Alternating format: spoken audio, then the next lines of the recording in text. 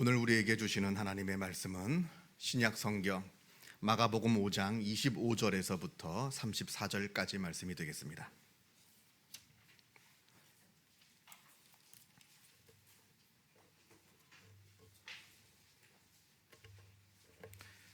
제가 갖고 있는 성경으로 신약 성경 61면에 있습니다.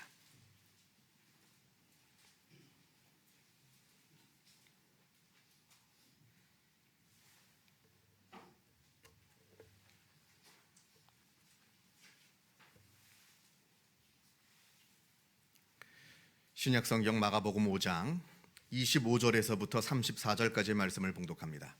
이 계시의 말씀을 봉독할 때에 살아계신 하나님의 음성을 다 함께 들으실 수 있기를 바랍니다. 12해를 혈루증으로 알아온 한 여자가 있어 많은 의사에게 많은 괴로움을 받았고 가진 것도 다 허비하였으되 아무 효용이 없고 도리어 더 중하였던 차에 예수의 소문을 듣고 무리 가운데 끼어 뒤로 와서 그의 옷에 손을 대니 이는 내가 그의 옷에만 손을 대어도 구원을 받으리라 생각함일러라. 이에 그의 혈루 근원이 곧 마름에 병이 나온 줄을 몸에 깨달으니라. 예수께서 그 능력이 자기에게서 나간 줄을 곧 스스로 아시고 무리 가운데서 돌이켜 말씀하시되 누가 내 옷에 손을 대었느냐 하시니 제자들이 여짜오되 무리가 에워싸 미는 것을 보시며 누가 내게 손을 대었느냐 물으시나이까 하되 예수께서 이 일을 행한 여자를 보려고 둘러보시니 여자가 자기에게 이루어진 일을 알고 두려워하여 떨며 와서 그 앞에 엎드려 모든 사실을 여쭈니 예수께서 이르시되 딸아 내 믿음이 너를 구원하였으니 평안히 가라. 내 병에서 놓여 건강할지어다. 아멘. 구약 성경에 하박국이라고 하는 책이 있습니다. 이 하박국은 당시 바벨론 제국이 주변의 강대국들을 차례차례 물리치고는 이제 이스라엘로 쳐들어오기 직전에 바로 그 다급한 상황을 배경으로 하고 있는 그런 예언서입니다. 자, 이제 얼마 있지 않으면 바벨론 군대가 유대 땅으로 쳐들어오게 됩니다. 그래서 이 때문에 위로는 왕으로부터 아래는 모든 백성들까지 모두가 겁에 질려서 두려워 떨고 있습니다. 선지자들은 이것이 하나님의 심판이라 말합니다.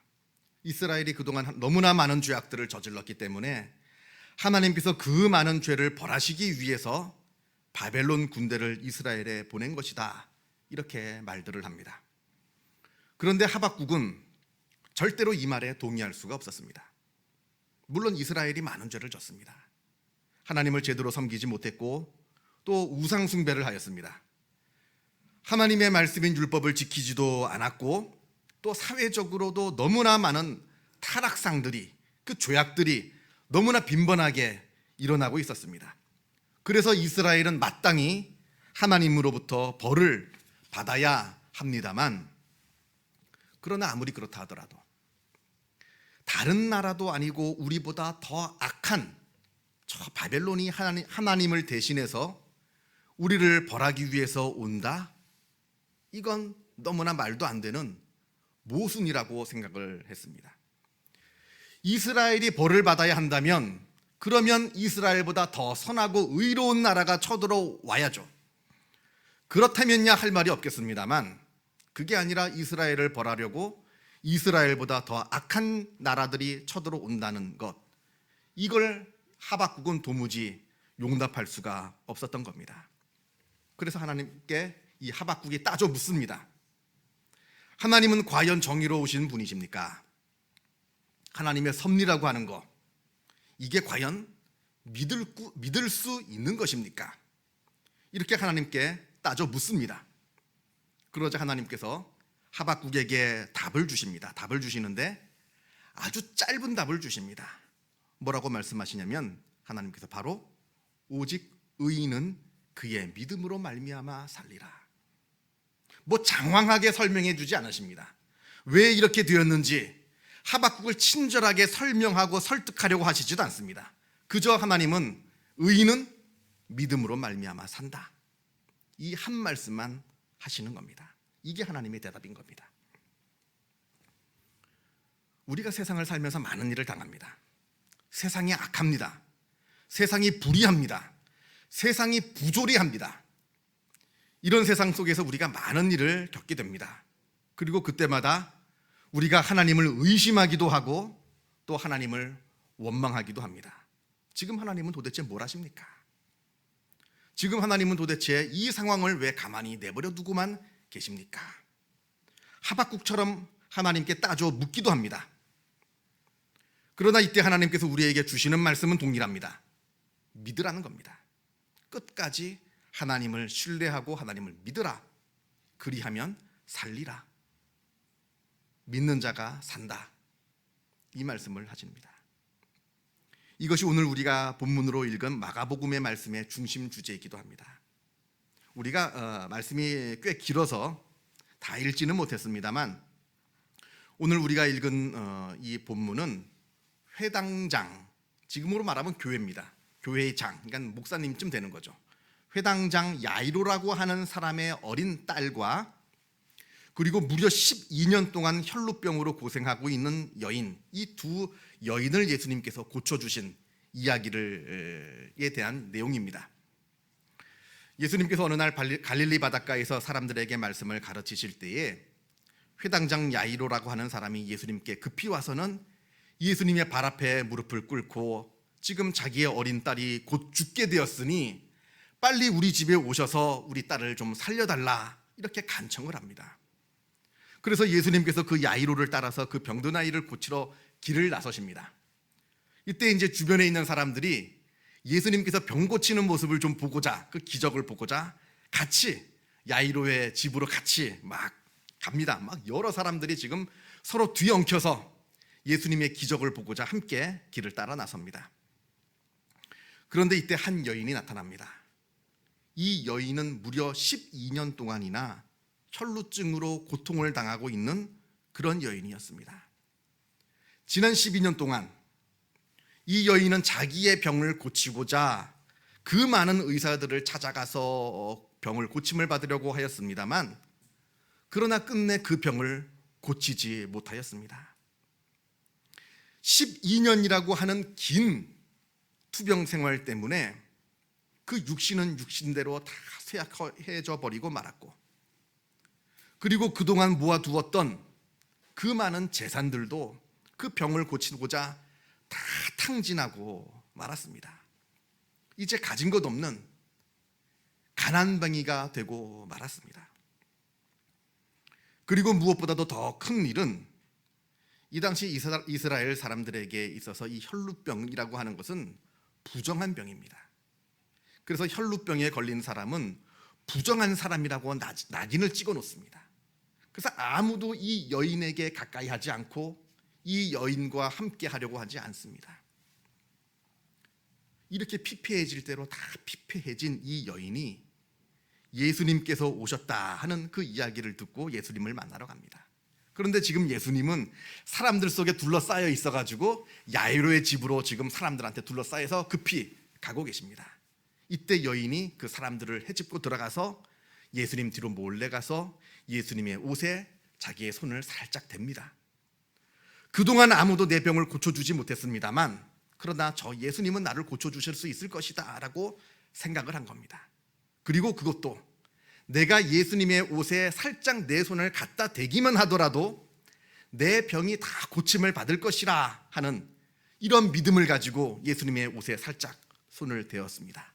그랬더니 진짜 12년 동안 아무도 고치지 못했던 그 병이 다 나았습니다. 자기가 그 몸으로 그걸 느꼈습니다. 이때 예수님께서 병 고치는 그 능력이 예수님에게서 빠져나간 것을 아시고 누가 내 옷에 손을 대었느냐 이렇게 예수님께서 멈춰 서서 둘러보시고 물으십니다.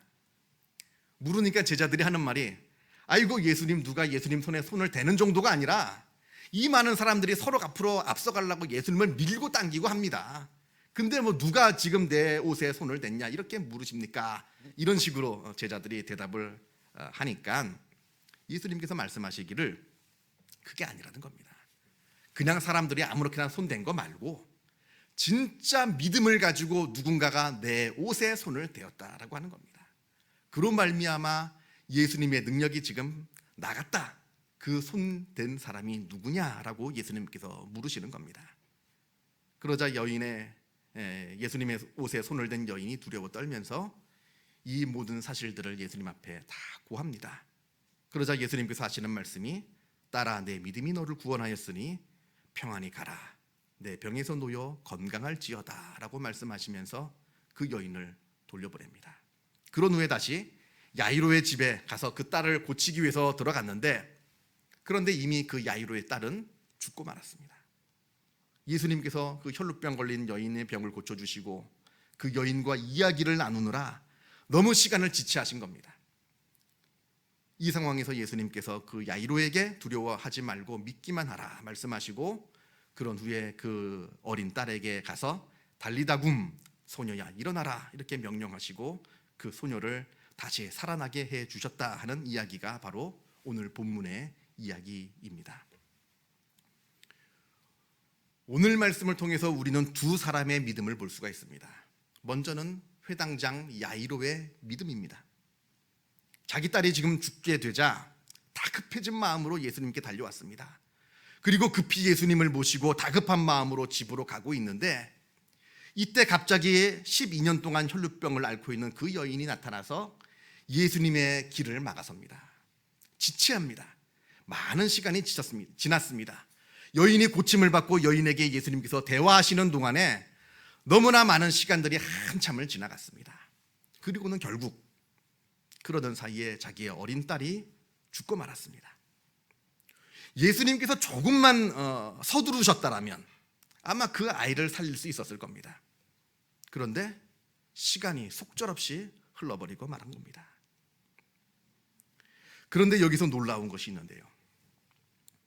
이렇게 시간이 흘러가고 있음에도 불구하고 그리고 그 결과 자기의 딸이 먼저 죽었음에도 불구하고 야이로는 예수님께 그 어떠한 말도 하지 않고 침묵을 지키고 있다 하는 겁니다. 그 어떠한 말로도 예수님을 재촉하지 않았습니다. 그리고 그 딸이 죽은 후에도 그 어떠한 말로도 예수님을 원망하지 않았습니다. 그저 그 일을 지켜보면서 침묵하면서 기다리고 있었을 뿐입니다. 18세기에 활동을 했던 수도사 조세프 앙뚜앙 투생 디누아르라고 하는 수도사가 계신데 이분이 쓴 침묵의 기술, 우리나라로 번역이 됐습니다. 침묵의 기술이라고 하는 책이 있습니다. 이 책에 이런 말이 나옵니다. 때로는 침묵하는 것이 그 어떠한 말보다 더 강력한 메시지를 전한다. 침묵하는 것이 말하는 것보다 더 강력한 메시지를 전한다 하는 겁니다. 물론 세상의 모든 침묵이 다 좋은 침묵만은 아닙니다. 침묵에도 여러 종류가 있습니다. 신중한 침묵이 있고요. 교활한 침묵도 있고 비겁한 침묵도 있고 아부하는 침묵도 있고 조롱하는 침묵도 있고 또 무시하는 침묵도 있습니다. 세상에는 많은 침묵이 있습니다만 그러나 지금 이 야이로가 한 이 침묵은 신중한 침묵입니다. 믿음과 신뢰를 갖고 신중한 마음으로 침묵을 하는 겁니다. 이 상황 속에서 어찌 아비된 입장에서 할 말이 없었겠습니까? 혈루병 걸린 그 여인이 걸린 병도 중합니다만 그 여인이 걸린 병은 당장 죽을 병은 아닙니다. 지금 급한 건 내 딸입니다. 이 상황에서 아비된 입장에서 예수님께 지금 이럴 때가 아닙니다. 빨리 들어가셔서 내 딸을 고쳐주시지 않고 뭐 하십니까? 라고 할 말도 있겠습니다만 그러나 예수님을 믿고 신뢰하였기에 야이로는 그저 침묵하고 잠잠히 기다리고 있었습니다. 시편 62편 말씀에 나의 영혼이 잠잠히 하나님만 바라며 나의 구원이 그에게서 나오는도다. 하나님께서 구원하시는 줄 알고 그저 잠잠히 침묵하면서 하나님을 바라보며 기다린 겁니다. 오늘 본문 말씀 중에 또 다른 믿음의 사람이 나옵니다. 바로 12년 동안 혈루병을 앓다가 고침을 받은 여자입니다. 심리학 용어 중에 학습된 무기력이라고 하는 말이 있습니다. 사람이 지속적이고 반복적으로 실패를 계속해서 보게 되면 그것 때문에 사람이 완전히 무기력해지고 만다는 겁니다. 더 이상 아무런 희망도 아무런 용기도 갖지 못하고 그저 무기력함 가운데 빠져들게 되는 겁니다. 이 이론은 1975년에 동물 실험을 통해서 나온 이론입니다. 개들을 모아놓고 개들을 세 그룹으로 나눈 후에 먼저 첫 번째 그룹에 속한 개들은 어느 상자에 집어넣고 그 개들에게 전기 충격을 줍니다. 그리고 전기 충격이 올 때마다 자기가 스스로 코로 눌러서 끄면 꺼지는 스위치를 달아 놓았습니다. 그래서 전기 충격을 주면 개들이 빨리 가서 코로 그 스위치를 눌러서 끄게 만들어 놓았습니다. 두 번째 그룹의 개들은 똑같은 상자에 전기 충격이 오는 상자에 집어넣었습니다만 그러한 장치를 넣어주지도 않고 끈으로 꽁꽁 묶어서 꼼짝 못하게 만들어 놓은 겁니다. 그래서 전기 충격을 줍니다. 전기 충격이 가할 때마다 고통스럽습니다만 내가 할 방법이 아무것도 없습니다. 눌러서 끌 스위치도 없고 내가 도망갈 수 없도록 끈으로 묶어 놓았습니다.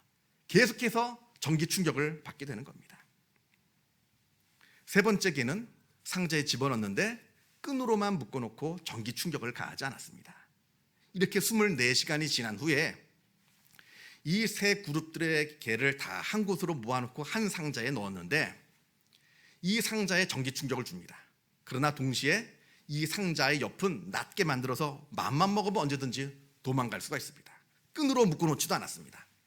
이때 전기 충격을 주었는데 첫 번째 그룹에 있는 개들과 마지막 세 번째 있는 개들은 전기 충격이 닿는 동안에 깜짝 놀라서 다 도망을 갑니다. 근데 두 번째에 있는 묶여 있었던 그 개들만 자기가 도망갈 수 있음에도 불구하고 전기 충격이 가해질 때 아무런 저항을 하지 못하고 구석에 웅크려 앉아서 그 전기 충격을 고스란히 받고 있더라는 겁니다. 학습된 무기력입니다.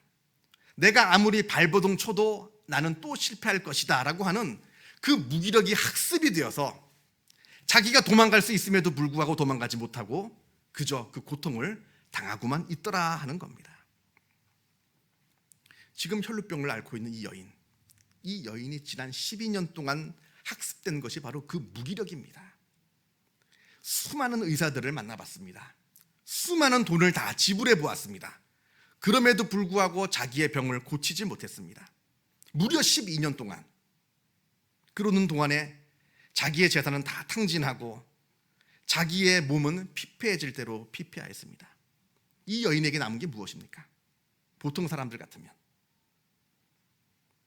아무런 희망과 용기도 남아있지 않았을 겁니다. 지금쯤이면 그저 학습된 무기력만 남아가지고 무기력한 채 자신의 인생을 살고 있었을 겁니다. 그런데 이 여인이 놀라운 것은 이렇게 수많은 좌절을 경험하고서도 이 여인은 절대로 스스로 무력해지지 않았다 하는 겁니다. 여전히 소망을 갖고 있었고 여전히 용기를 갖고 있어서 예수님을 향해서 힘있게 손을 뻗고 그로 말미암아 병을 고침을 받았습니다. 이 여인의 놀라운 점이 바로 여기에 있습니다.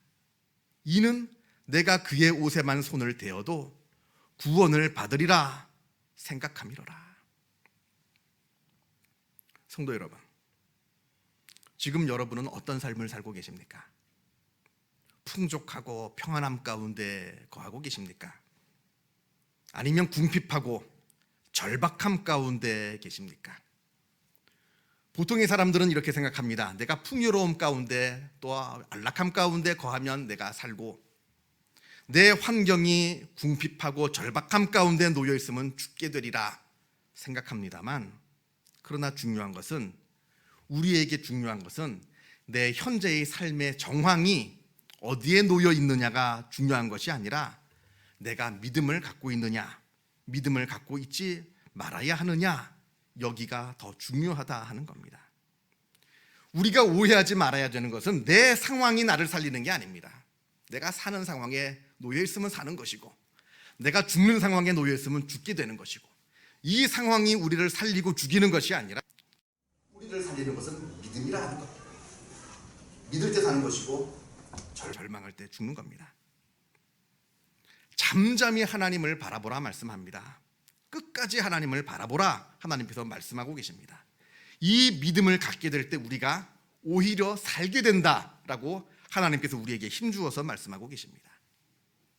오직 의인은 그 믿음으로 말미암아 살리라. 이 말씀이 우리의 고백이 되었으면 좋겠습니다. 이 말씀을 바라보면서 우리가 인생의 걸음을 한 걸음 한 걸음 걸어나가기를 바랍니다. 기도하겠습니다.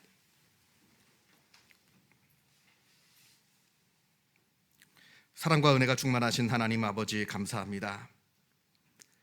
하나님께서 우리를 먼저 사랑하여 주시어서 하나님의 자녀 삼아 주시고 믿음이 있는 자로 살아가게 하여 주심에 하나님의 은혜에 감사를 드립니다. 아버지여, 주님께서 우리를 믿음의 사람으로 불러 모아 주셨사오니 우리들 마음 가운데 믿음을 부어 주시어서 우리의 삶이 믿음으로 충만한 복된 삶이 되어지게 하여 주시옵소서. 잠잠할 수 있는 믿음을 허락하여 주옵시고 기다릴 수 있는 믿음을 허락하여 주옵시며 끝까지 우리의 믿음을 잃지 않는, 소망을 잃지 않는, 끝까지 견디는 믿음을 허락하여 주시어서 오늘 말씀에 나온 야이로와 혈루병 걸린 그 여인의 그 믿음의 삶이 우리의 삶이 되게 하여 주시옵소서. 우리가 믿음으로 사는 것을 우리가 늘 깨달아 알아 환경을 바라보며 원망하고 불평하며 스스로 낙담하며 좌절하지 않게 하여 주시고 믿음을 가지고 소망을 가지며 용기를 가지며 우리의 삶을 우리가 힘있게 살아갈 수 있도록 주님께서 역사하여 주시고 복내려 주시옵소서. 모든 것 주님께 감사드리오며 이 모든 말씀 우리 주 예수 그리스도 이름으로 기도하옵나이다. 아멘.